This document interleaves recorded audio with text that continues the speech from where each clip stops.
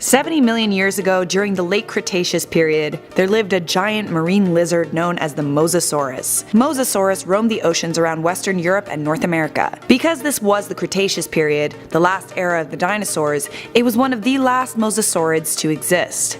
But what it lacked in timing, it made up for in size. Mosasaurus could reach lengths of 17 meters or 56 feet and weigh 28 tons. Mosasaurus went extinct at the same time as the rest of the dinosaurs, at the end of the Cretaceous period. But what if it didn't? What if Mosasaurus still existed? That's what we're going to talk about right now on Life's Biggest Questions. Hello and welcome back to Life's Biggest Questions, the channel that imagines the impossible. I'm your host, Charlotte Dobre. Don't forget to like and subscribe and let us know in the comments below a question you have always wanted to know the answer to. You know that part in Jurassic World where there was a feeding show and a gigantic crocodile-looking dinosaur ate a great white shark? Yeah, that was a Mosasaurus. Let's say somehow whatever killed the dinosaurs at the end of the Cretaceous period did not manage to get rid of Mosasaurus, and it was able to live on until modern day. The Mosasaurus looked like it was a cross between a whale and a crocodile. Mosasaurus is believed to have lived in salt water, but other types of Mosasaurus have been known to live in freshwater rivers as well. It swam near the surface of the water because, despite the fact that it had rather large eyes, it had poor binocular vision. It also lived near the surface of the water because it breathed air, making it a lizard, not a fish. Even though it had poor vision, it also had a huge double-hinged jaw and massive teeth. Mosasaurus was a carnivore. Its favorite snacks included fish, birds, plesiosaurs, other mosasaurs, and turtles. Its strong tail and barrel-shaped body suggests that it swam around similar to sharks. Mosasaurus was likely at the top of the food chain in the ecosystem. It was so big and its jaw opened so wide, it could eat pretty much anything it wanted. Mosasaurus pierced its prey and then swallowed it whole. Toward the end of the Cretaceous period, plesiosaurs and ichthyosaurs began to go extinct, making Mosasaurus the prominent predator of the seas. For this reason, if Mosasaurus had not gone extinct, our oceans would be far less populated. It would likely feed on huge sharks, small whales, and dolphins. Perhaps many of the larger marine animals we currently know of today would not have had the chance to exist at all. Mosasaurus would have just eaten all of them, especially sharks. Mosasaurus loved sharks. The interesting thing is, passengers of a Carnival cruise back in 2014 claimed to have seen a huge creature of some sort swimming near the ship, which was in the middle of the Gulf of Mexico at the time. It became known as the Carnival Cruise Monster, and a passenger named Paul George described what he saw as being a huge monster, 50 feet in length. The creature came up for air, but there was no spouting. It exhaled below the surface of the water like a crocodile. To this day, it's unclear what Paul George saw, but it definitely was out of the ordinary. Perhaps Mosasaurus didn't even go entirely extinct, and they could be roaming around our vast oceans and we would have no idea. Based on this account, one could assume that Mosasaurus could live alongside humans at sea, as long as the boats were big enough. But it would mean bad news for fishermen in smaller boats, as well as people who love to sail recreationally. Mosasaurus' jaw was so wide it could pretty much just swallow a whole boat in one go. That wouldn't, however, mean that humans would have to avoid the sea completely. They would just need bigger boats. Mosasaurus might have been the top predator at the end of the Cretaceous period, but another top predator has emerged since then: humans. Because Mosasaurus needed to come into the surface to breathe air once in a while, that's when it's the most vulnerable, and when it could become a target for fishermen. If Mosasaurus were still alive today, it's likely that a scene similar to the one in Jurassic World would become a reality. We would probably want to keep some Mosasaur specimens in captivity, both for study and for entertainment. Millions of spectators would bear witness to the Mosasaur, the ancient crocodile that managed to live through the greatest extinction event in the history of our planet. For now, I'm Charlotte Dobre, and you've been watching Life's Biggest Questions. Dinosaurs roamed the land many years ago. We're talking tens and hundreds of millions of years ago. And although there are some animals, such as crocodiles and alligators, who resemble somewhat that of a dinosaur, technically speaking, they aren't classified as dinosaurs, even though they seem to be a very distant cousin to some prehistoric creatures. But what if we had dinosaurs roaming our lands today? How, if at all, would we coexist with them? More specifically, in today's video, we'll be talking about the Mossosaurus and exploring the question, what if the Mossosaurus was alive today? How's it going, guys? Welcome back to Life's Biggest Questions, the channel that looks to answer all those burning questions you may have. Today, as previously mentioned, we'll be exploring the Mossosaurus. But before we get into it, just a friendly reminder to subscribe and click the bell icon to never miss a video. As always, I'll be replying to some of the more creative comments you guys left me from a previous video to wrap this one up, but for now, we gotta get talking about dinos. So the Mossosaurus are actually related to the Komodo dragon. However, unlike Komodos, Mossosauruses, or is it Mossosauri? If you guys know the plural of this dinosaur, let me know in the comments down below, but we'll just say Mossosauruses, I guess. Either way, guys, Mossosauruses had flippers which helped them swim. In fact, their build resembles that of a mix of a shark, a snake, and a dolphin.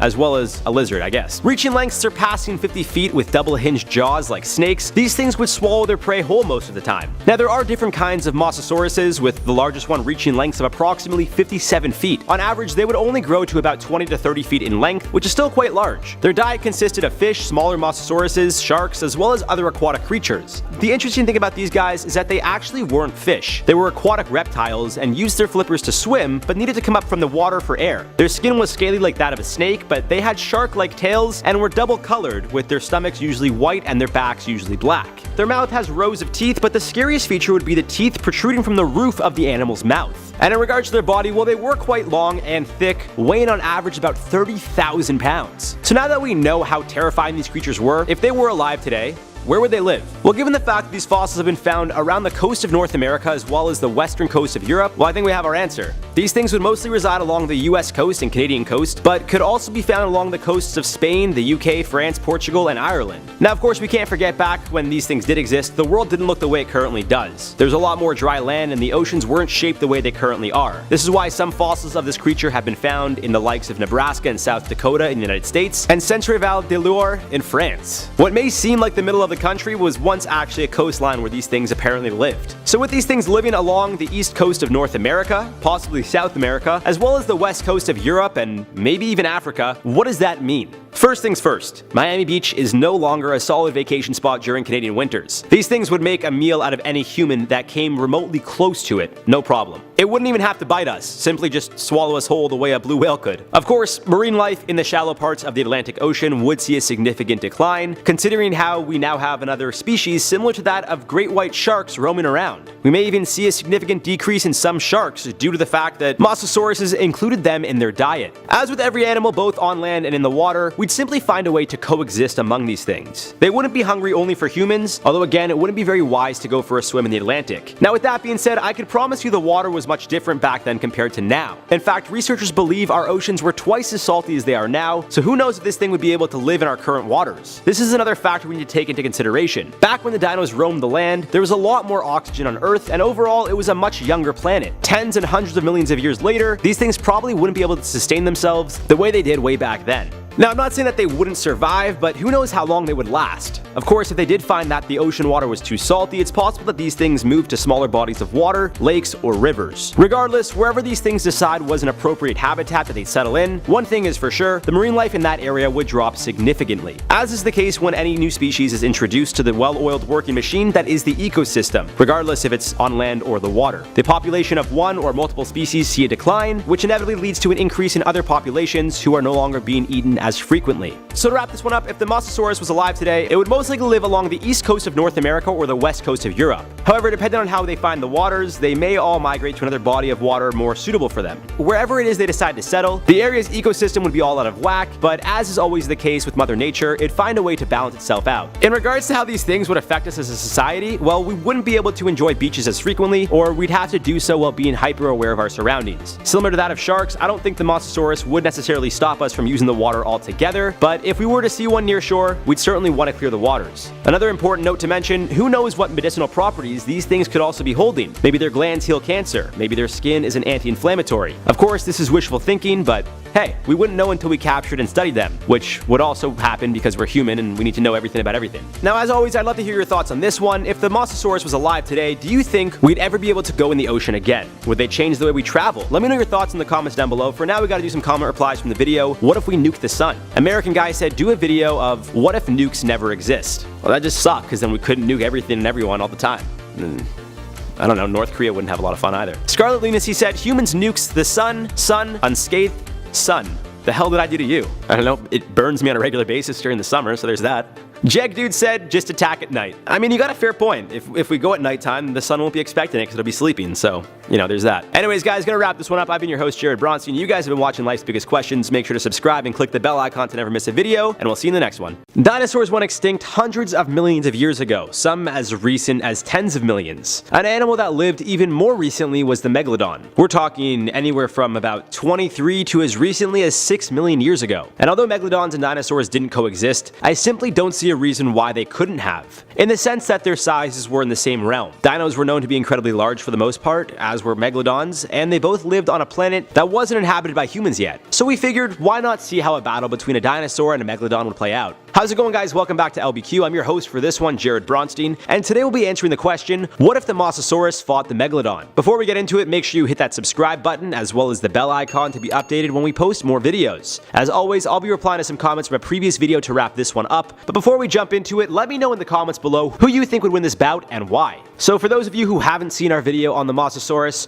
or the Megalodon, or you simply don't remember, I'll give you a quick summary of both animals. Starting with the Mossosaurus. On average, these things were somewhere between 20 and 30 feet in length, although the largest ones grew to be up to 57 feet. With similar bodies to that of a shark in the sense that it had flippers and a tail fin, these aquatic reptiles spent a lot of time underwater, but had to come up for air because it actually couldn't breathe underwater. They also draw comparisons to lizards and have scaly skin like a snake. Another animal that is similar to the Mossosaurus are monitor lizards, which include Komodo dragons. With their long, thick bodies and short, stumpy legs, or in this case flippers, these things roamed the waters snacking on anything from fish to sharks and smaller Mossosauruses. And considering their size, I don't know if they would fall victim to a ton of other animals. Weighing around 30,000 pounds on average, one of these things can feed an entire village of animals for weeks. These guys also had double-hinged jaws like that of a snake, which means they usually ate their prey whole. These things did, however, have rows of jagged teeth and even had a set of teeth on the roof of their mouths. Now onto the Megalodon. The Megalodon is believed to have been on average around 34 feet in length, however some may have reached around 60 feet. They are also believed to have weighed anywhere between 50 and 70 tons, which is equivalent to 100 to 140,000 pounds. Much like the Mossosaurus, the Megalodon also had jagged teeth, 276 jagged teeth to be exact, which is similar to that of a great white. Now when it comes to the strength of their bites, it's believed the Megalodon had a bite ranging from 108,000